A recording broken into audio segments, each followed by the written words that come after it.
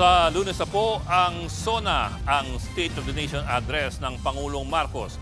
Bakit po ito makahulugan?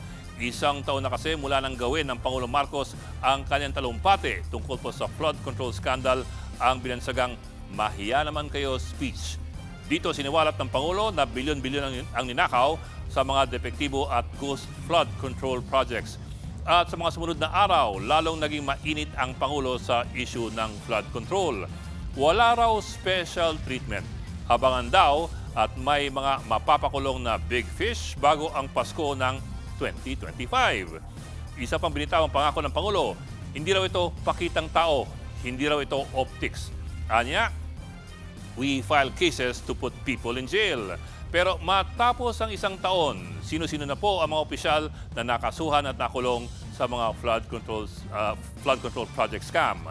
Ang listahan po ng mga mataas na opisyal na nakulong ay maiksi pa rin po. Si Jinggoy Estrada kinasuhan muli ng plunder. Siya pa lang ang pinakamataas na opisyal na hinuli. Si dating Senador Bong Revilla, kalaboso din. Si dating Public Works Secretary Manuel Bonoan, kinasuhan din pero mukhang gagawing state witness. Yung iba, puro mga mid-level officials ng DPWH. Si dating District Engineer Henry Alcantara, si Bryce Hernandez, at si JP Mendoza. Isa pang kinasuhan pero nagtatago abroad, si dating Appropriations Committee Chairman Zaldico. Hindi umuusad ang kanyang kaso dahil nga wala po siya dito sa bansa. Pero sila lang ba? Si Senator Chis Escudero at Joel Villanueva hanggang ngayon pending pa rin ang kanilang preliminary investigation sa Ombudsman. Ibig pong sabihin, hindi pa sila nakakasuhan o wala pang finding ng prima facie evidence laban sa kanila. Pero siyempre, ang tanong ng lahat, anong nangyari kay dating Speaker Martin Romualdez? Si Romualdez ang paulit-ulit na iniuugnay ni Zaldico sa flood control scandal. Ito po, ngayong Biyernes, inanunsyo ng Ombudsman ang rekomendasyon para sa pagsampa ng reklamo para sa preliminary investigation laban kay Romualdez. Parang ang lalim pakinggan. Pero kung pag-aaralan mo po talaga ang ibig sabihin niyan, halos hindi po umusad ang kanyang kaso.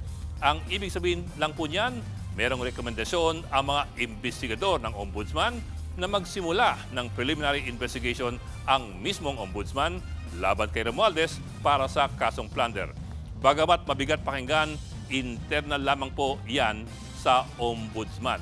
Wala pa sa Sandigan Bayan. Mula sa isang grupo ng mga investigador, papuntang ibang grupo ng mga investigador sa parehong organisasyon. Bale, ang gagawin ngayon, aalamin pa lamang kung sapat na ba ang ebidensya para magsampa ng totoong reklamo sa Sandigan Bayan. Magalamang pakinggan ang press release ng Ombudsman sa simpleng paliwanag para ngayon pa lamang isasalang sa piskal ang kaso laban kay Romualdez. At ang pag-anunsyong yan, tiyempong-tiyempo sa first year anniversary ng talumpati ng Pangulo sa flood control scandal. Mga kapatid, Ed Lingaw po, maging maalam at may pakialam sa mga napapanahong balita sa ating bansa. Para sa mas malilimang pagtalakay at paghimay sa mga issue at headlines, mag-follow at mag-subscribe sa social media pages ng News 5.